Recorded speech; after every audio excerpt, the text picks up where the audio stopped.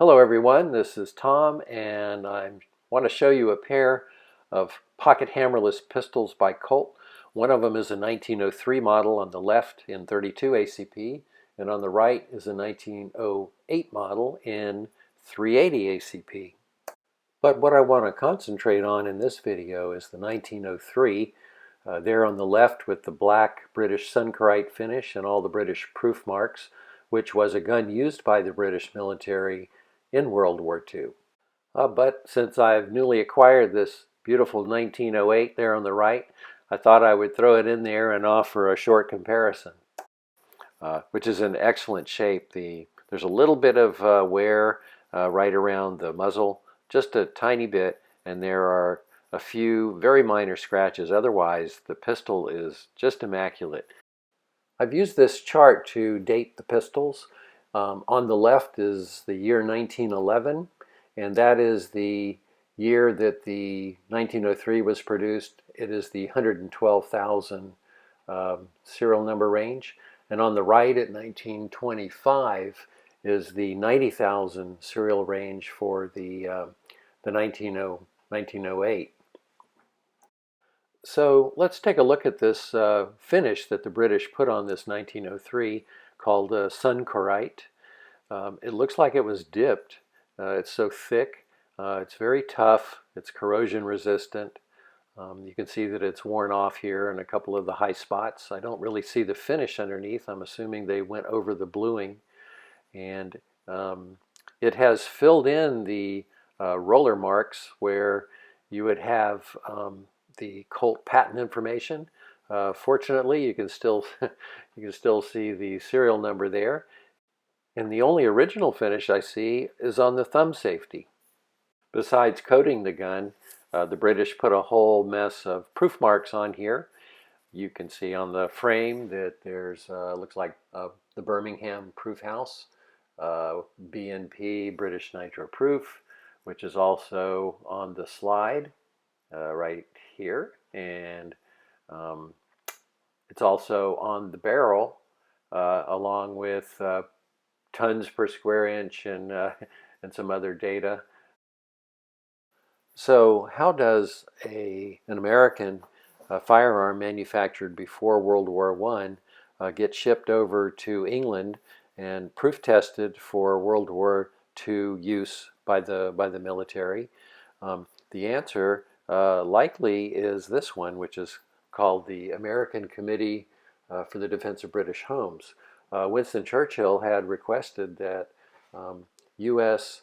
Civilians gather up their personal firearms, and send them over to the UK, and his intent was to arm British civilians. So if the Hun invaded, they would be able to help defend the country along with the armed forces.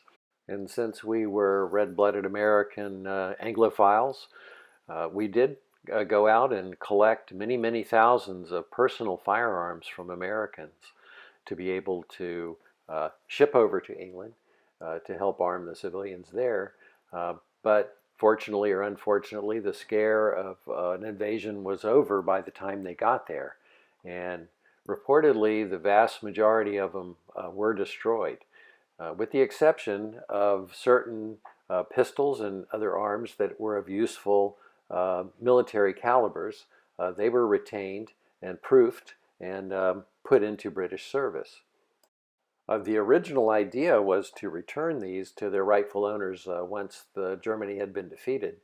And of course, that was not the case with the great majority of these firearms, almost every one, with one notable and famous exception, and that would be Major John Hessian's Springfield 1903 that he used to set a world championship at Camp Perry.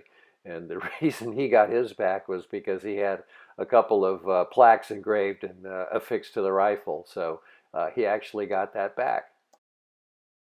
It just so happens that one of the pistols that the British Special Operations Executive, or SOE, used was the Colt hammerless pistol. And they were, of course, ideal because they were small in size, very smooth, didn't hang up on clothing. They were very easy to conceal. And here's a picture of an SOE female agent in training. There were a surprising number of women SOE agents, and they were parachuted into occupied Europe. They organized resistance groups, and they also set up communications, and they could count on being tortured if they were ever captured by the Gestapo. This is a screenshot from a timeline documentary on the SOE, and it's a 1903 Hammerless painted with the Sunkerite in 32 ACP, and it's an armory located at the Defense Academy of the UK. And here's a nice close-up of the pistol, which looks exactly like my 1903. And the moderator is giving us a great demonstration on how not to handle firearms.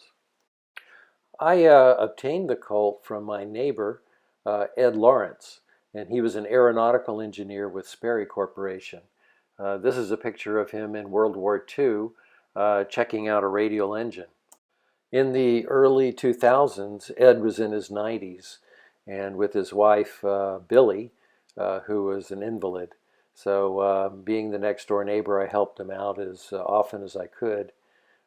He knew I was interested in firearms, and he gave me the pistol. So how did Ed come about this pistol? Well, in the early 1960s, Sperry sent Ed to Southeast Asia to solve a problem that we were having with the C-47 gunships, the new gunships.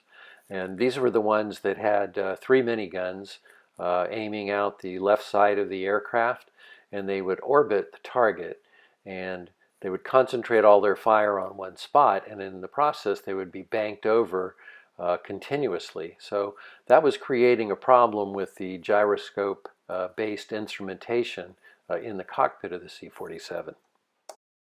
So when Ed arrived in Vietnam, he was taken to an airfield where U.S. intelligence folks were preparing for a mission, and he was going to fly with them to troubleshoot the problem with the instruments. And they told him that they were probably going to be where they weren't supposed to be, most likely over Cambodia or Laos. And as he boarded the aircraft, they handed him this pistol in a holster.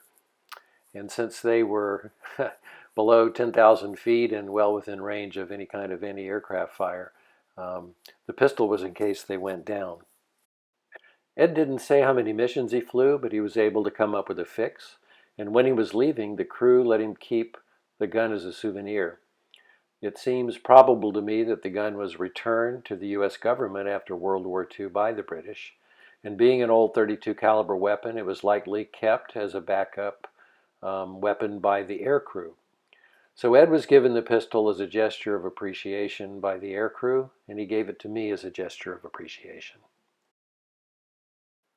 Well, if you've listened this far, I wanted to ask if any of you had an idea about what you think the service of this pistol was. Since it predates World War I was thinking there's a chance that it was taken into British service during World War I. However, the World War I proof marks the British put on pistols was totally different. So here's an example of 1903 with World War I proof marks. This next example shows a 1903 manufactured in World War II that was sent over to the British as part of a contract. And the proof marks look very similar with the exception of the row of X's that mark out the U.S. property stamp. And of course, the pistol that I have is not marked U.S. property. So I'm going to leave now with a question to anyone so inclined to answer, and that is, what are your thoughts on the possibility that this Colt Hammerless was used by the SOE or another clandestine service? Through the research that I've done, I haven't found any other place to read where the British requested or needed 1903 Hammerless pistols or similar, except for clandestine operations. So I would appreciate your opinion, and I'll talk to you next time.